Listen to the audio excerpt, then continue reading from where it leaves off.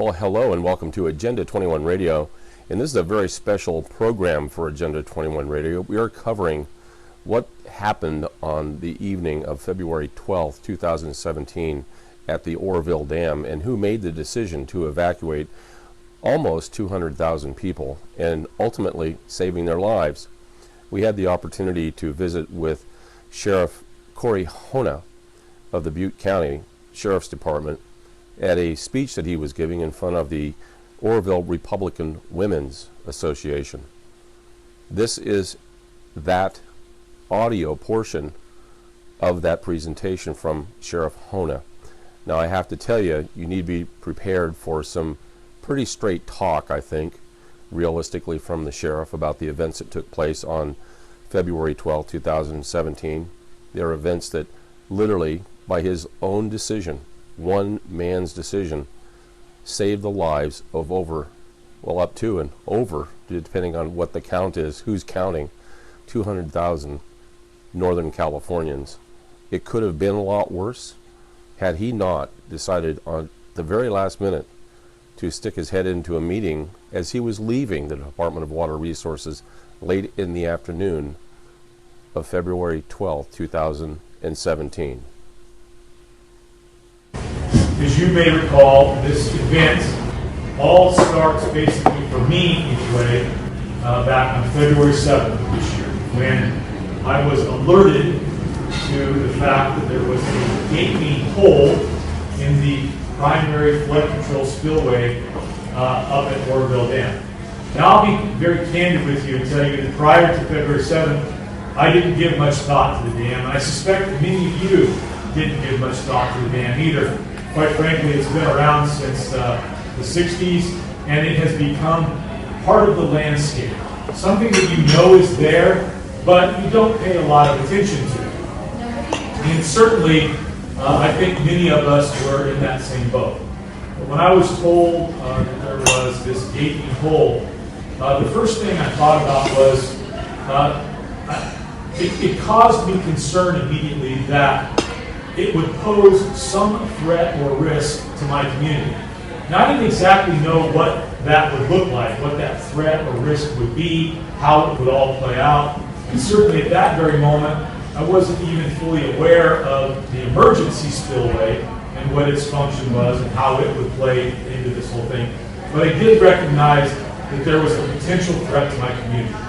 So very early on, as sheriff of this county charged with protecting this community, I made sure that I and my department were at the table from the very beginning and started inserting ourselves into this crisis to ensure that the interests of my community were being watched out for and protected. And so what came of that ultimately was me being part of a unified command involving CAL FIRE and the Department of Water Resources. And as we went through, certainly decisions were being made by the Department of Water Resources to deal with the impact of the gaping hole in the primary controlled spillway. Those decisions were being made based on the information they had. And I have to tell you, they didn't have a playbook for this. But what resulted, as you all know now, is that the water kept rising. And it got to the point where the emergency spillway, which was another structure that was built into the Oroville Dam complex, was going to come into play because they weren't releasing enough water out of the reservoir to keep pace with the amount of water that was coming in.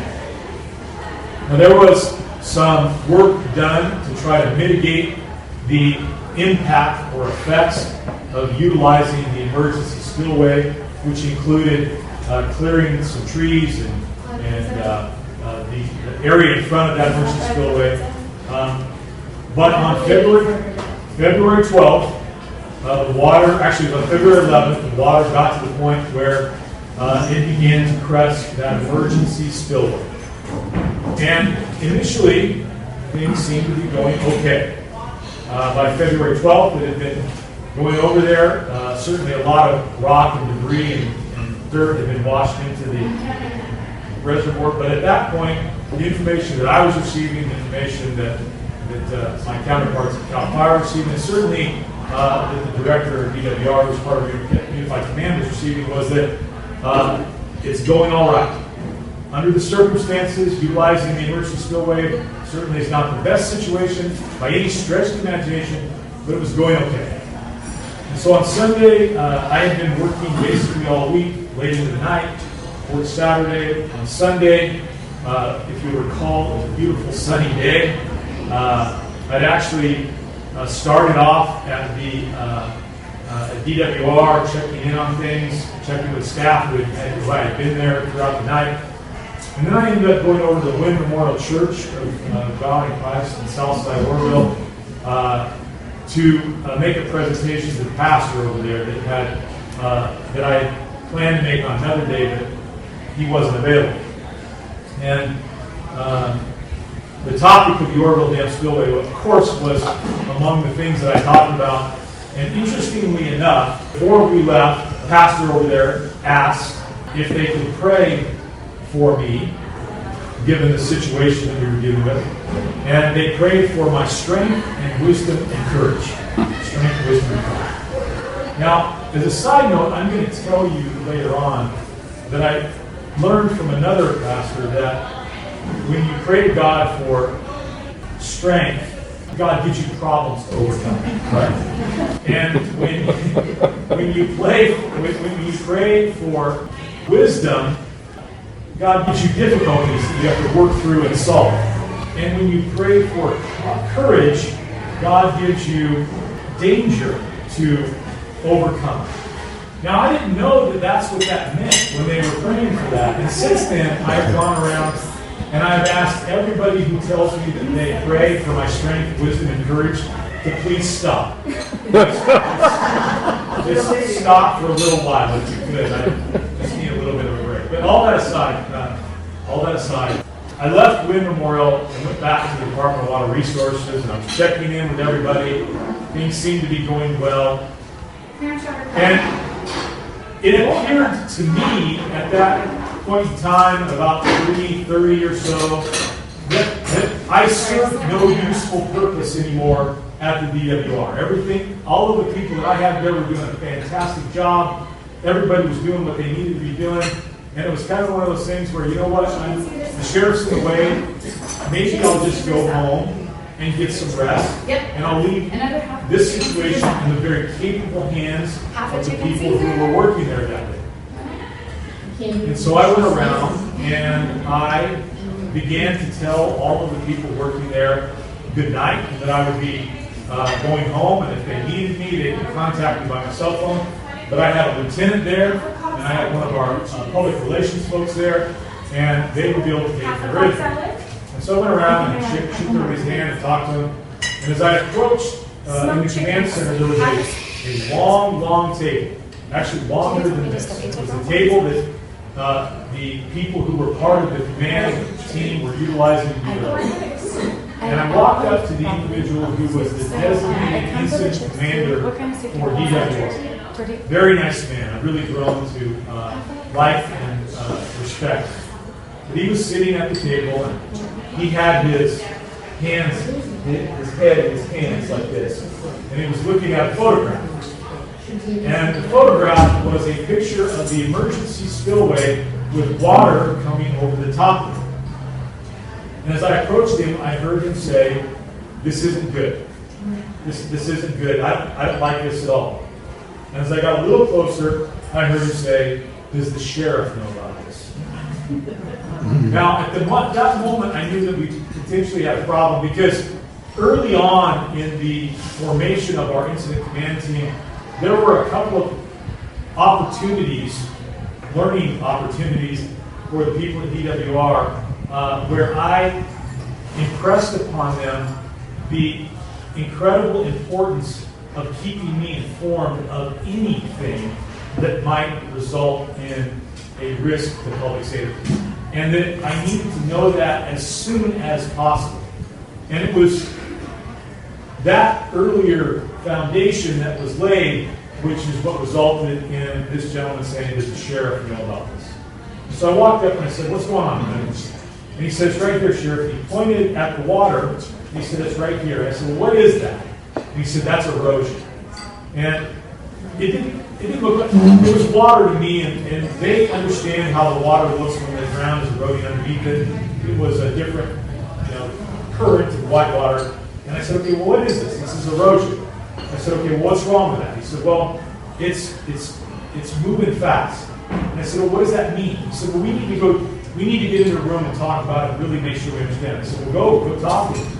Get that done and get out there and talk to me. So he and a number of other experts, engineers, geologists, hydrologists, dam safety experts, all went into a room, and they came back out. And when they came back out, they were with the director. But I could tell that something was very wrong. The mood had changed. Everything is okay. Mood that I had experienced about 15 minutes before was gone. And you could tell that these guys were very, very concerned. So I said, all right, what's going on? And the story, as it played out, and I'll just give you the synopsis of it, essentially was this. Erosion was occurring in the area in front of the emergency spillway. It was moving rapidly. When I asked them how rapid, they said about 30 feet per hour. When I said, well, what does it mean? And then they said, it's head cutting. I said, what does that mean? They said, well, that means it's moving back towards the face of the emergency spillway. And I said, okay, well, what happens when it gets there? And the gentleman who alerted me to this call said, Sheriff, if it gets there, we are concerned that it will result in a catastrophic failure of the emergency spillway. I said, okay, well, what does that mean? And they said, well, they told me the number of cubic feet per second of water that would be coming out. I said, that doesn't make any sense. Tell me what that means in terms of, and the analogy, what the explanation was, Sheriff, we could be looking at a 30-foot high wall of water, some 1,013 feet long, flowing out, down the hill, taking with it trees and rocks and debris and houses and cars and people, all the way out, and will continue until the top 30 feet of the reservoir has emptied. And I said, that sounds to me like thousands and thousands and thousands of people's lives are in danger. And they said, that's exactly right. And so then I said, how close is it to the spillway? Where's the spillway? And they said, Sheriff, we think it's about 30 feet. Now at that point, I realized that if the rate of erosion continued, I only had an hour to try to get thousands and thousands of people out of the area. And so I said to the group and the command, guys, I think we have to evacuate the southern part of New County. If we don't do it now, if we don't move now, and it goes, we're in trouble. We're going to lose. And they all agreed. Sheriff, we got to do it. And so at that moment, what I refer to in my staff, pulled the big red handle and ordered the evacuation of the southern part of Butte County. I turned to my lieutenant, I turned to our community relations folks. I said, get the word out. And the word out meant putting out for our mass notification system, putting out for our media sources, putting out for social media. It was all-out effort to blast that message out as wide and as far as we possibly could. Now, I got to tell you, at that moment, what we were facing, and they were scared, I was scared, everybody was scared. It was the most tense and stressful situation I had ever been in my career. And I came to the realization that if the rate of erosion continued at its rate, and we experienced that catastrophic failure, that it wasn't whether or not people would die, it was how many. And so this was a race to get people out as fast as possible. After giving that order, I gave 3 more orders.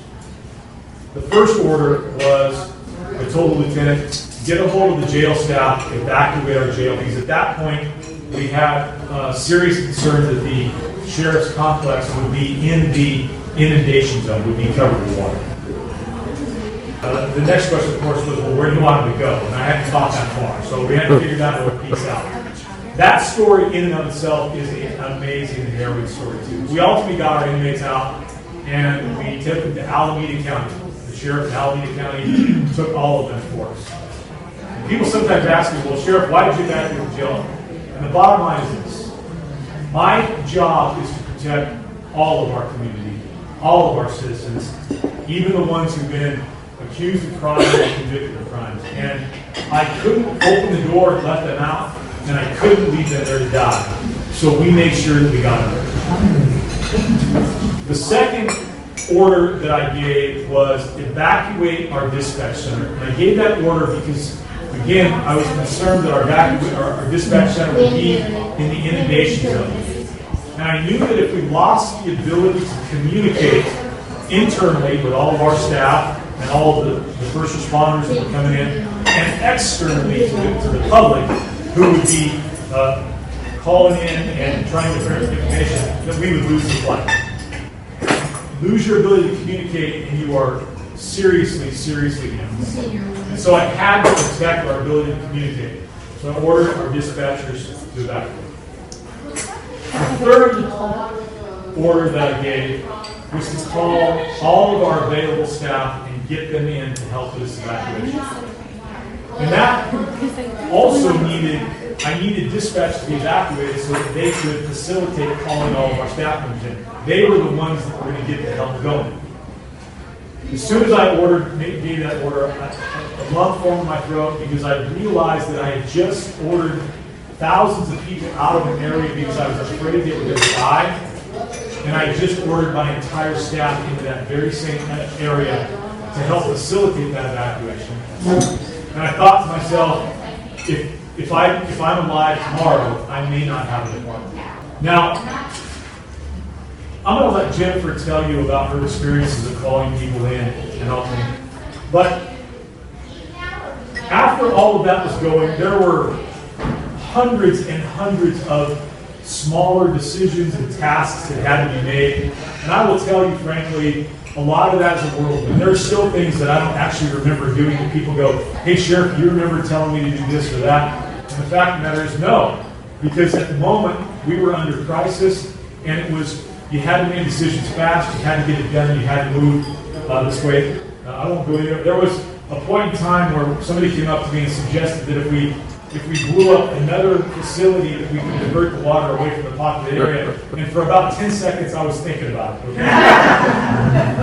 But all that aside, as that was going on, I did end up placing a phone call to dispatch because I wanted to make sure they were out.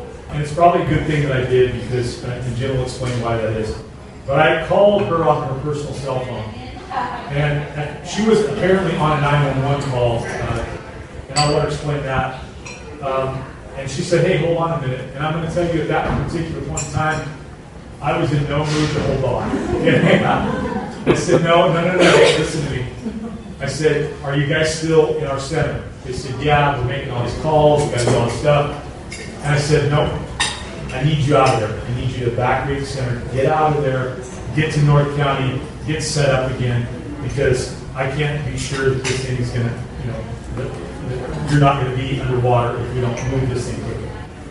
And so from that point forward, Jen, the rest of our dispatchers, orchestrated this amazing thing where they came together in crisis and coordinated our communication and got our people going the way they're going. And with that, I'll turn it over to Jennifer.